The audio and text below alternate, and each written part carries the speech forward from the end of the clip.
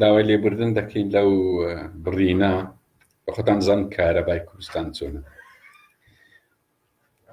ڕۆژ هەر بەشێکە لەو قەیرانی کە باسمان کرد. ئەمە باسی ئەومان کرد کە ئەو حکوومەتەی داهاتوو قەیرانی یەکجار زۆری ڕوبەڕوو دەبێتەوە بێچارەسەر. ڕەنگە قسمێک ئینتاجی ئەو قەیرانانی خواردووە لەو 27 ساڵی داهاتەکی زۆر وەزعێکی باش، بەڵام کێشە ئەوەیە ئەوانەی کە ئێستا دەسن شان دەدەنە بەرێ ڕەنگە ئینتاجیان نەخواردوی، بەڵام بەخۆی نەشارەزایی خۆیان دەکەونە بەرێ. بۆیە یعنی حکوومەتی داهاتوو زۆری تەکان و هێز دەوێت.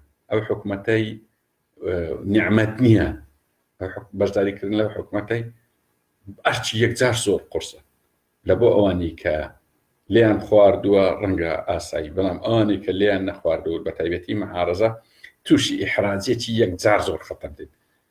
دەبی دەست بە پینە بکەن و پینە ناکری، دەبی دیفاع لە باتڵ بکەن و پێیان ناکری، دەبی دیفاع لە فاسید و زاڵم بکەن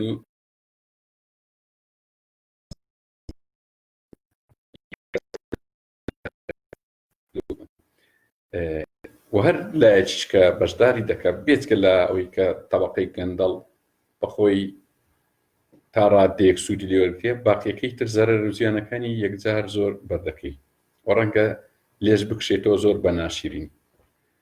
بۆیە وا چاکە ڕوئیان هەبی لایەنەکانی مەعارەزە، یعنی ئەو چی ئێستا دەیکەن بەشداریکردنی حکوومەت ڕاستی زیاتر وەهمە لە چەند ڕوویەکەوە. ئەمە یەک وا تێگەێنرانە کە حکوومەتەکی تا ڕادێک باش دەبێ و گۆڤەرمێنت دەبێ، بە هیچ جۆرێک ئەوە نییە.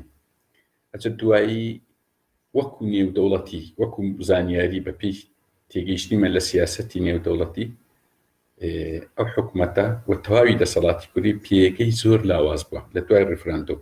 وا دەشبینین چۆن سەرکردەکانی کورد بەرەو بەغدا، چونکە ئێستا ئاستی دووەلی پێشان کە دەگوترا عێراق بەماعنا بەغدا و هەولێر، ئێستا تەنها بەغدا گرنگمە. یعنی هەتا سەرکردەکانی کورد نایلن سەردانی دەرج بکەن بێ موافقەی وەزارەتی خارجی عێراقی، وەکو ئێستا دەبینین وا بینیشمان. پێگەی زۆر لاواز بووە و مەلەفێکی زۆر خەتەر لەسەر ئاستی نێودەوڵەتی و هەرێمایەتی و عێراقی ڕوبەڕووی هەرێمی کوردستان دەبتەوە. ئەویش ئەوەیە یعنی بەپێی تێگەیشتنی ئێمە لە سیاسەتی ترامپ، سیاسەتی ئەمریکای نوێ، چیتر ڕەنگە ڕێگە نەدرێ حیزب لە کوردستان چەکدار بی، ئاسایش خۆی هەبی، زیندانی خۆی هەبی.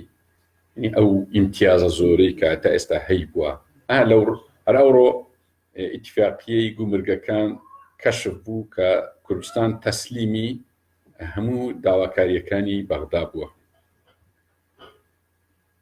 و ئەو چەک و سیلاحەی کە لە دەست چەکدارانی حیزبەکانە بە تاکید دەستوری عێراقیش ڕێنادا، قانونی ئەحزاب لە کوردستان و قانونی حیزب لە عێراقیش و سیاسەتی ترامپیش چیتر ڕێبەوەی نادا بۆ شێوازەی. ئەوانە هەموو قەیرانی زۆر گەورن. بۆیە مەعارەزە یعنی خۆی هەردەخەڵەتێنی بۆی بەشداری لە حکوومەتێک دەکا، ئەو حکوومەتە وەهمە کە دەرێن سەرکەوت دەبی. ئەسڵەن قەیران یعنی وەکوی تەزدیری قەیرانەکانی ناو حیزب و دام و دەستگا نهێنیەکان خرایتە ناو حکوومەت، تەنها دەیەوێت تۆ شان بدەیە بەرێ. و لەلایەکی تریش ینی ئەو حکوومەتە ڕاستەقینە نییە. هەتا تو ئەگەر بەشداری حکوومەت بکەی و حکوومەتت سەرخست، ئێمە بینیمە هەندێک وەزیر هەبوو تا ڕادێک وەزیری لایەنە تاڕسان ڕادێک باش بوون، بەڵام لە کۆتاییدا هیچ جێیەکی نەگرت لەبەر ئەوەی لە کوردستان ڕاستەقینە دەسەڵاتە حکوومەت نییە. تعریفی حکوومەت لا سلطة فوق سلطتها. لە کوردستان ئەو تعریفە ڕاستەقینە نییە. دەیان دام و دەستگا و حیزب لەسەروی دەسەڵاتی حکوومەت. بۆیە حکوومەتەکە ڕاستەقینی زۆر جار هەیە حکوومەت دەبینی هەر نەماوە لایەنەکان، هەتا ئێستا بابرین لایەنی مەعارەزە دەرکران لە دەسەڵات تا یەکێتیش بکشا بوایەوە، هەموو لایەک ئیشی کوردستان هەر دەڕۆی لەبەر ئەوەی حەقیقی نییە. دەسەڵات لەناو حکومەت نیە، دەسەڵات لە شوێنەشترە. گویا معارەزە بوون و بەشداریکردن لە حکومەت هیچ معنایەکی نییە. بۆیە قۆناغی نوێ زۆرە قۆناغێکی ترە لە بەشداریکردنی وەکبری پرۆسی سیاسی.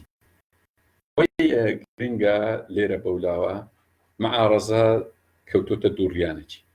ئەگە بەشداری ئەو حکومەتەی کە بەو وەسفەی کردمان هیچ فەرقی نییە کە دەکات بەشداری پرۆژەی حیزبەچی کرد. بەڕای من ئیتر ماندووکردنی خەڵکە، یان ئەوە تا هەموو معارەزەش بابچن لەناو ئەو حیزبەی کە حیزبی قایت پێدرن کۆبنەوە. بەڕای من ئەوە وەک خۆم لەو قۆناغی پێم خراپ نییە. بەڵام ئەگەریش دەیانەوێ ئیش بکەن پێویستە معارەزەیەکیان لەسەر ئەساسی پرۆژەیەکی هاوبەش بی، نابی ناویشی لێ بنرێ معارەزە، دەبی ناوی لێ بنێ ساحێبەتیکردنی میلەت. بە شێوەیەک هەموو لایەنەکان کۆ ببنەوە، یەکدەستی، یەکلیستی، یەکهەڵوێستی لەسەر ئەساسی بینای تەحتی و بینای فەوقی ئیش لەسەر کوردستان بکەن، ئیش لەسەر بەغدا، ئیش لەسەر هەرێمایەتی، ئیش لەسەر جیهانی. چکە تازە و دەسەڵاتە لە دوای ڕیفراندۆم بە هیچ جۆرێک سەئاستی نێودەوڵەتی پشتیوانی لێ ناکری. کە پشتیوانیشی لێ نەکرێ کوردستان هەر لە قەیران دەبیت، لە ژێردەستەی بەغدا دەبی، ژێردەستەیەکی زۆر خڕ. بەڵام ئەگە بینای سەرکردایەتێکی نوێ، بینای دێزاینی سیاسی و قانونی لە کوردستان بە نوێ بکرێ، بێ ئەوەی ململانەی لەگە هیچ حیزبێ بکرێ، بێ ئەوەی دژایەتی هیچ حیزبێکی تر بکرێ، با ئەو حکومەتە لە بۆ تەبەقەیەک دروستکراوە با لە بەخۆی نوێنەرایەتی و تەبەقەی بکە. بەڵام باقیەکەی تری حیزبەکانی تر پێویستە لە بەرەیەک لە چوارچێوەیەک کۆ ببنەوە، لەسەر ئەساسی نیشتیمانی کوردستان ئیش بکەن، لە بۆ خۆیانەوە بنێرنە دەرەوە، مفاوەزات لەگە عێراق بکەن، بێ ئەوەی دووبارەی دەکەمەوە هیچ کێشە لەگە هیچ حیزبێکی تر دروست کن. لە ماوەیەکە ئینتاجی زۆر دەبی. بەڕاستی ئەگەر معارەزە بێوێ ئیش بکە لە وەکوبری لە دەرەوەی دەسەڵات، ئیش و کارێکی یەکجار زۆر لە پێشە، پرۆژەی گەورە هەیە بەپێی تێگەیشتیمە لە سیاسەی دەولی. مەجال هەیە دووبارەی دەکەنەوە، مەجال هەیە ناوچە داپڕێنراوەکانی وەرگریتەوە، هێزەکانی تورکیا دەربکە و پێگەی هەرێمی کوردستانیش لە جیهان بە قووەتکە. بەڵام چۆن؟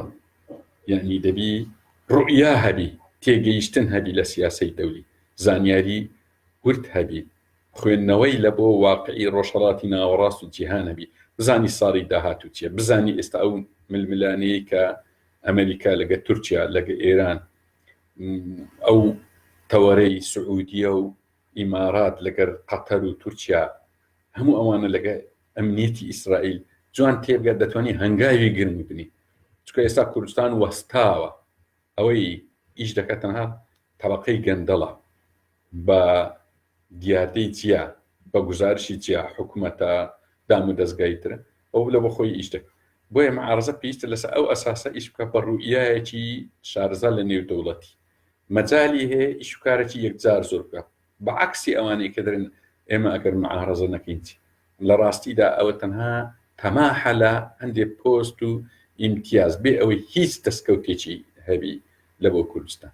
باڵێ ئەگە معارەزەی لەسەر ئەساسێکی ڕوئیایەکی بەهێزی نێودەوڵەتی و ئیقلیمی و عێراقی و کوردستانی بکرێت، ئیش و کارێکی یەکجار زۆر هەیە، بێ ئەوەی پێویستی بۆی بکەوتە ململانەی لەگە پارتی، لەگەر یەکێتی، لەگەر لایەنی تر نازانچی، هیچ پێویستی بە ململانەی، تەنها ئیش و کاری خۆی بکە، بینای کوردستان بکە، ئیش و کارەکانی بە ماوە چکەم. ئەم پێم وایە ئەوەی غاندی کاتی خۆی گوتی، ئەگەر بە 3 مانگ یەکگرتنم دەنێ، ئەم بە 6 مانگ ئیستقلالتان لە بۆ دەینم.